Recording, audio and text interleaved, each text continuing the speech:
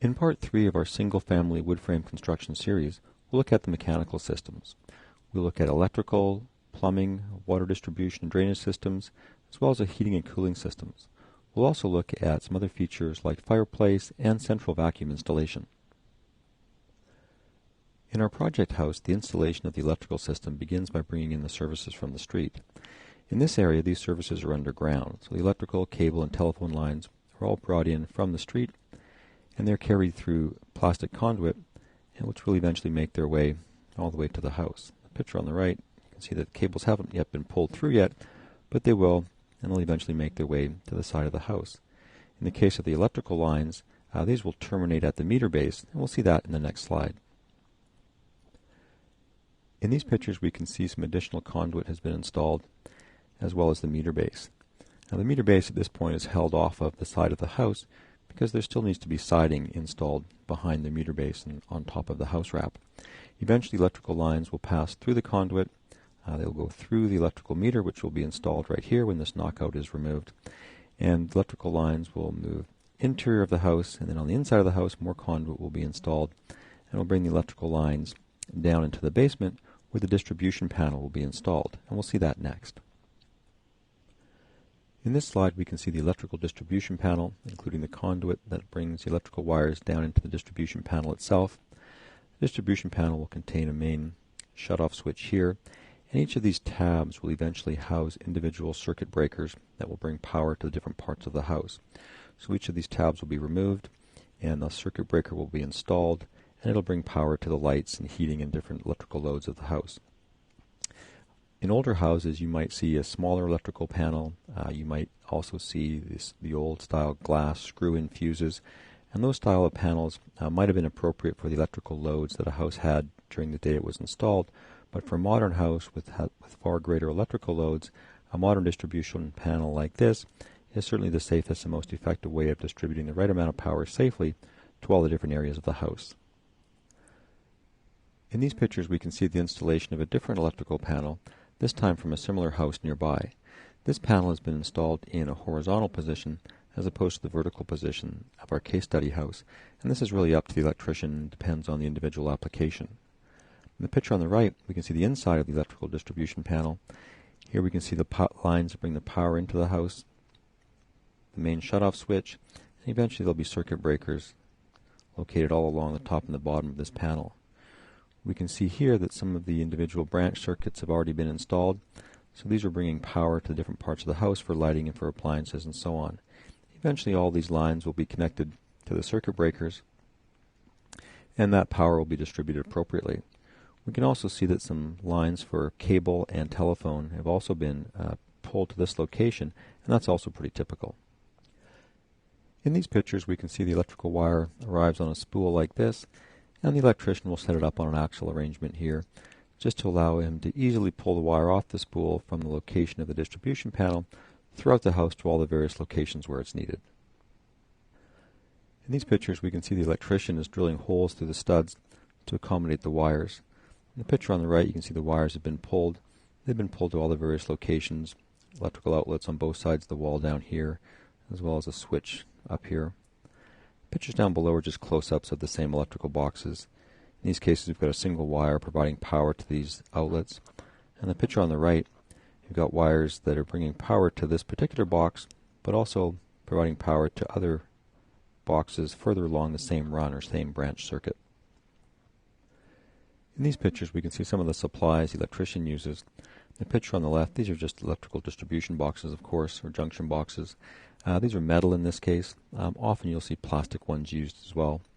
The picture on the right, you can see more supplies, more distribution boxes. This is a box that will eventually house a bathroom fan. This is a recessed ceiling light fixture, and we'll see those in more detail in upcoming slides. In these pictures, we can see more of the electrical distribution system. Again, the wires are run through the walls to all the outlets and the switches for lighting and so on. In the picture on the left, we can see a ceiling fixture. This is an electrical box to accommodate a ceiling fixture. So this is the attic space above. And you notice that careful attention has been paid to sealing the vapor barrier. So the concern is that any warm, moist air from the room below might migrate through openings in the vapor barrier, such as those to accommodate electrical fixtures like this, and that warm, moist air, if it gets into the attic, which is a cold space, could condense and cause some moisture problems. So a lot of attention is paid to making sure the vapor barrier is as tightly sealed as possible around all the perforations caused by electrical fixtures in the vapor barrier. These pictures give you a close-up of some of the recessed lighting fixtures. The picture on the left is a pretty standard pot lighter can. The picture on the right shows the distribution of a particular kind of recessed lighting, and these lights would be distributed around the room according to the lighting designer's plan, such that it gives adequate light for that particular room. And whenever pot lights are placed in an attic space, well, they'll be in direct contact with insulation. They have to have a certain rating, and the rating would guarantee that any heat generated by the light bulb couldn't transfer through the pot light into the insulation or into the wooden studs and eventually cause any damage or a fire. So these pot lights on the right would be rated for being in contact with insulation, making sure that they're safe in that application. In these pictures we can see electrical lines have been brought in to a bathroom fan. And this was a metal box we saw a couple of slides ago in the supplies slide. You'll notice that the ductwork that exhausts the warm, moist air from the bathroom out of the house has been insulated. And it's insulated so that none of that warm, moist air cools and condenses and could potentially leak or drip back into the bathroom. So that's why it's insulated. Now the duct itself will never be, or should never be, vented into the attic space itself. It should go directly outside. In this case, the fan is exhausting the air through the soffit vent. Sometimes you might see a fan exhaust it right through the sidewall of a house. In other applications, it might exhaust it directly through the roof itself. But in this case, we've got a soffit vent, and the most important thing here is that this is vented to the outside and not into any interior space or garage space or particularly an attic space. In areas where natural gas is available, you'll see the services brought in to provide the natural gas. It'll be brought in underground by pipe. It'll pass by a regulator and eventually go through the meter itself, which measures the volume of gas that the homeowner is using. And then it'll go into the house through the side wall, and it'll be distributed to the furnace and to the stove and other appliances that might use natural gas. In these pictures we can see some exterior connections for natural gas for a barbecue on the exterior of a house. This is a different house from our project house. This will be the natural gas connection for the barbecue. And the same thing on the right. This is a gas dryer vent, and this would be a gas connection also for a barbecue. In these pictures we can see where the gas service comes into the house and terminates at the basement in a manifold. So this black steel line, or iron line, is a distribution system. It comes into the basement, and there'll be different distribution branches that will go to the furnace, which is a gas-fired furnace, as well as a gas-fired hot water system. You'll also see that some of the branch lines have been installed already. So with the branch lines, you'll transition from the iron pipe to a copper pipe, which is less expensive and a little easier to work with. The picture on the right, we can see some of those distribution systems in detail. These are labeled obviously as the dryer, the stove, and also for a barbecue outside. So these all have individual branch lines. Each of the branch lines will also have a shut-off valve. If that appliance needs to be serviced separately, it can be shut off without shutting off the gas to the rest of the house. In this case, you also notice over here, we've got a tag here, which is the utilities confirmation that the system has been pressure tested and there aren't any gas leaks. In these pictures we can see the other end of the distribution line. In this case, this line transitions from copper back to cast iron before it goes into the appliance. This would be the connection, I believe, for the stove. And the picture on the right, again, another distribution line. This is an exterior wall, so this would be the barbecue connection, again, transitioning back to cast iron before it actually goes outside and ultimately connects to the barbecue. In these pictures we can see one of the appliances that uses natural gas in the house. On the left, of course, is the natural gas fireplace, and this is located in the basement of our subject property house. On the right, you can see the exhaust vent, which is located, of course, on the exterior. And the exhaust vent really has two functions. One is to allow combustion air into the fireplace, and the second, of course, is to allow the hot flue gases to escape in the exhaust. We'll see exactly how that works in the next slide. In this diagram, we can see some of the details of a direct vent gas fireplace. Now, one of the things that makes a direct vent gas fireplace a lot more efficient than an old wood-burning fireplace is if this were a wood-burning fireplace, all the room air would be drawn into the fireplace used for combustion and ultimately exhausted out of the house. Well, that's very inefficient, of course, because you've already paid to heat all that room air, and it's now just being drawn out of the house. In the case of a direct vent gas fireplace, that doesn't happen. The combustion air is actually drawn from the outside to the same exhaust pipe that exhausts the flue gases, but this exhaust pipe is double-walled. So around the exterior of the pipe, there's a channel that draws the cool combustion air in. That's used for combustion. Combustion happens down here, and of course, all the flue gases lead to the center part of the pipe. So that double-walled pipe allows the gas fireplace to be very efficient because none of the air inside of the house is drawn out of the house during combustion.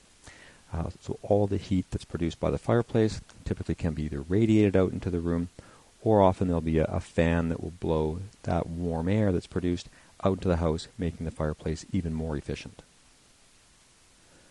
Some of the other mechanical systems would be wiring for security system and audio and video. In this picture we can see a junction point outside, and this would be for a security system. There'll be a camera mounted in this location. There could be other locations around the house where cameras for the security system would be located. The picture on the right just shows some of the same wiring for the security system, also for the AV system. In this case, the wires are being run through a plastic pipe or chase, and this just makes the installation a little bit neater and makes it a little easier to run the wires. In these pictures, we can see some of the connection points for the AV and security system. On the picture on the left, we can see some of the connection points for cable and satellite. That's located in the same location as the gas manifold that we saw earlier. So here would be the connection and distribution points for your speakers, sound system, video that's distributed throughout the house, as well as your security system. All of those systems are typically brought back to the basement or central location, and there'll be a dedicated location for all the AV and security systems, often on a rack system located nearby, or in a dedicated AV closet, for example. Here we see some of the termination points for the AV system. We've got our speaker wires on the left and cable on the right for a satellite dish, which of course is located up on the roof over here. And you notice around any exterior electrical boxes, you'll see this tuck tape, which is used to make sure that the vapor barrier is sealed really tightly against the electrical box so that no air can escape around the electrical box and get into the insulation and cause problems with condensation or mold or mildew later on. In this diagram, we can see the schematics for a central vacuum system, which is part of the mechanical system, and our house does have a central vacuum system. The central vacuum system is fairly straightforward.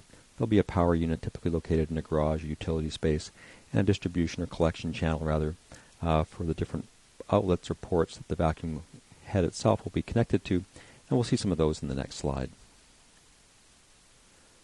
This slide shows a couple of pictures of the central vacuum collection system in our house. The picture on the left is just a standard picture, something we're all familiar with central vacuum systems.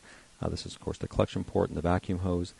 These ports are typically powered as well because the vacuum will have a power head and it will need electricity, so it's typically powered from the same location as the collection system. The picture in the middle is just a collection port on the main floor of our house. Of course, the collection pipe goes down, and ultimately that will collect out to the garage where the central vac is located. And the picture on the right is much the same. This port in this case is located in the basement, so while the port is down here, the collection system, of course, goes up through the ceiling, and again, ultimately out to the central vac that's located in the garage. In the next couple of slides, we'll look at the components of the central air conditioning system. In the case of our house, we've got a single air conditioning unit located outside, and this unit houses the fan and the condenser. It works with another unit, the evaporator. The evaporator coil sits inside the furnace duct system and uses the same distribution system as our central heating system does. In this case, we've got a single unit, and it's supported on a bracket that's attached to the side of the house. And this helps reduce some of the noise and vibration that these units can cause and makes things a little quieter, the overall operation a little quieter. In this slide, we can see a couple of pictures of the copper refrigerant lines that carry refrigerant from the condenser, which is located outside the house, and we saw that in the previous slide, and connected ultimately to the evaporator coil, which is housed in the heating and cooling system. The refrigerant lines, of course, are insulated because it's either carrying hot refrigerant out of the house or cold refrigerant back into the house to the evaporator coil to ultimately be distributed, or the cool will be distributed through the central system in the house. In this slide, we can see a diagram that's pretty representative of the air conditioning system in our house. There's the condenser unit outside, which has the fan and the condenser unit. the refrigerant lines, which we saw on the previous slide, and this is the evaporator coils. And so this is the coils that are used to distribute the cold throughout the house. So as the blower blows the air through the system, the evaporator coils give up their cold and allow the cooled air to be distributed through the house. So the AC system uses the exact same heat and distribution system as a regular furnace. So it's really just an add-on to the existing furnace and distribution system which has already been installed. In the next few slides, we'll look at some of the different plumbing systems that our house has. In this diagram, this is illustrative of the drainage system or sewer system. So all of the different fixtures in the houses, the showers, the toilets, bathtubs, and so on, they all have pipes that connect to each other and take the sewage out to the street. So if your house has a sewer connection, which most houses and cities do, all that collected waste simply goes out to the street, connects to the sewer main, and it goes off to typically a treatment plant somewhere on the outskirts of a city, for example. If your house does not have a city sewer connection and may have a septic tank, then you'll have the same type of interior system which collects all of the sewage, but it will then go to an underground distribution box and septic tank and distribution system underground, and the waste would be handled that way. The other component of every sewage or waste system is the venting. The vents are roof vents, and their purpose is to bring air into the vents. So when you drain a bathtub, for example, and all that water is rushing out, you need a way to replace the air that's moving out of the house. So the vents allow air to move behind water and allow the water to drain away very freely.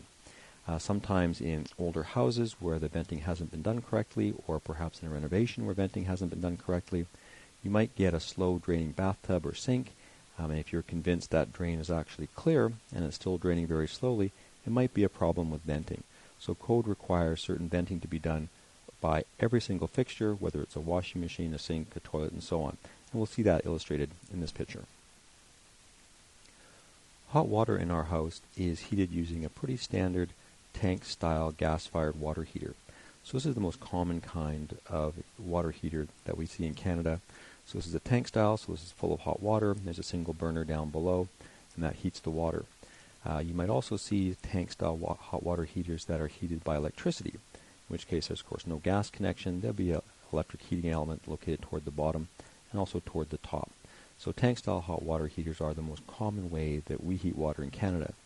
You might see other systems that use boilers. You might see systems that use point-of-use hot water systems, so you only heat the water as you need it. But in our case, this is a tank-style hot water heater, so we heat the water 24 hours a day, whether we need it or not, but it's always there and ready to use.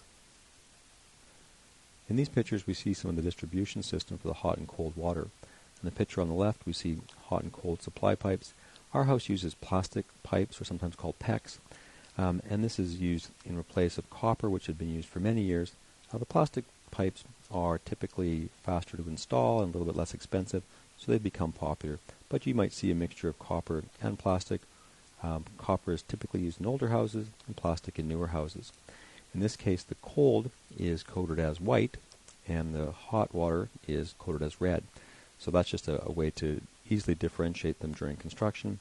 Sometimes you might see cold water used in blue pipes and hot water using red pipes, or they'll all use white pipes. There's no particular code requirements for them, so you might see either. In this case, this is a shower connection, so the hot and cold supply come into a distribution valve, and it then transitions to a copper pipe for the shower head. In the picture on the right, you see the same kind of distribution system, the hot and cold plastic pipes, as well as our drain, which of course carries water and drainage out to the sewer system, and the vent stack above that, which of course brings air in, which helps the water drain more easily. Over on the right is our toilet connection, and we'll see that connected a little later on. In this slide, we see a couple of similar types of connections. Here's the hot and cold water for the vanity in the master bathroom. In this case, there's two sinks or two vanities in the cabinet, so we see two supplies and, of course, two drains as well, and a vent pipe up here. The shower in the master bath is similar. Again, hot and cold pipes used as well. This is the drain on the floor, which will be connected a little bit later. And this is a pretty standard type of system that will be used through all the different connections in the house, whether it's in the kitchen, the laundry room, bathrooms, and so on. In this slide, we see a couple other connection types. The slide on the right is for the laundry room. So we'll see hot and cold for the vanity or the sink that will be in the laundry room. hot and cold connections for the washing machine. We'll also see a junction box here, and you'll see the hot and cold valves for the washing machine in there, as well as a drainage point for the washing machine. So that's where the washing machine will drain into, and of course, as always, there's a vent above it bringing in fresh air. Now, the picture on the left is our sump pump location, and we saw these in some of the earlier slides. All we see here is a covered sump pump, and this is simply the pipe that will pump the water, or the distribution system to pump the water out of the house. And we'll see that in more detail in a later slide. So here we see the details of the sump pump. So this is a picture of the sump pit, and the purpose of the sump pit is to collect water from underneath the slab. So any water that accumulates underneath the slab is brought through pipes and is released into the sump pit in this location and also from the other side. So water will leak into the sump pit and collect. Once it rises to a high enough level, the float right here will rise, it will turn the sump pump on, and ultimately it will turn on and it will pump the water, and it will evacuate it or exhaust it outside of the house. And some of those locations we saw in earlier slides. So in this slide we see part of the water distribution system. So this is the cold water supply that's coming into the house. And this is a manifold system, and that means that each of these are manifold, and they distribute hot and cold water to each fixture directly. So every fixture, every sink, every shower, every bathtub has a direct hot and cold water line that's home run from the fixture all the way back to the manifold. This gives very good water flow, and it balances very good water pressure balance as well. This is a very high-end system, so you don't see this type of system in many houses. More typically, you'll see a single main line of hot and cold that'll run, say, the length of the house, and there'll be branch lines that go off of it to each fixture. So this is something you don't see very often, but is certainly a very nice system, again allowing for easy water flow and pressure to be balanced very easily as well. In this slide we see the bathtub plumbing connections. These are pretty standard, the hot and cold water connections that we would expect. We also see a drain as well. The bathtub will have one additional feature, and that's the overflow. So this is the connection for the overflow. The bathtub overflows, the water will flow down this pipe and out to the drain. And the overflow also acts as a vent. So as water is draining down the drain, air can be brought into the vent. And again, that's just to help the water flow more effectively. In this slide, we see the completed installation of the bathtub. This bathtub is a drop-in style bathtub. So it's dropped or set into a wooden frame that's built ahead of time. We can see the connections are complete, hot water and cold water over here, and the central connection is for a hand shower that will be over there. You'll notice also in this installation there's some spray foam used down below. And the spray foam is used underneath the bathtub as it's set in place and to try and give some stability to the bathtub base. Sometimes you might see concrete used instead, so some wet concrete would be poured first and the bathtub would be set into the concrete, again just to give it a very stable base. The spray foam does much the same thing. The spray foam has one additional advantage, I suppose, is that it has some insulation qualities, so it might allow the water in the bathtub to stay warm a little bit longer. In this slide we can see the toilet flange has been installed, and this is a standard base for all toilets. You can see that in the toilet flange this is actually sealed, and the reason that that's sealed is all plumbing systems have to be pressure tested to ensure there are no leaks. If this passes the pressure test, ensuring there are no leaks in any of the plumbing system, then this seal will be removed, a wax ring will be installed, and then a toilet can be set in place and bolted down. So that ensures that there are no leaks in the system and no leaks between the junction between the toilet itself and the toilet flange. In this slide we'll see one last picture of the plumbing system. We see the familiar cold and hot distribution lines. This is the shower valve. We also see the drain lines as well, and also the plumbing stack or the vent stack that brings the air into the system, allowing the system to drain more easily. We'll now move on to the heating and ventilation system. These systems are technically called HVAC systems, which is heating, ventilation, and air conditioning. We looked at the air conditioning system a few slides ago, but we'll spend a lot more time talking about the heating and ventilation system. This house has a gas-fired furnace, so this is a forced air heating system, which is different from a hot water system or different from an electrical system. This system is fairly straightforward. It will be a vent outside which will bring air into the furnace. The furnace, of course, heats the air, and it's distributed throughout the house through registers. There'll be a second system, which is a return air system. So these systems bring the cool air back into the furnace to be reheated and redistributed through the house. And of course there'll be a thermostat somewhere in the house to regulate the amount of heat. The picture on the right is just another representation of that same kind of system. So we'll look at the next few slides and we'll look at how the HVAC system is assembled, its components, and how it operates in our house. All forced air heating systems rely on ducts to take the heat, move it throughout the house, and also to collect the cool air and move it back to the furnace.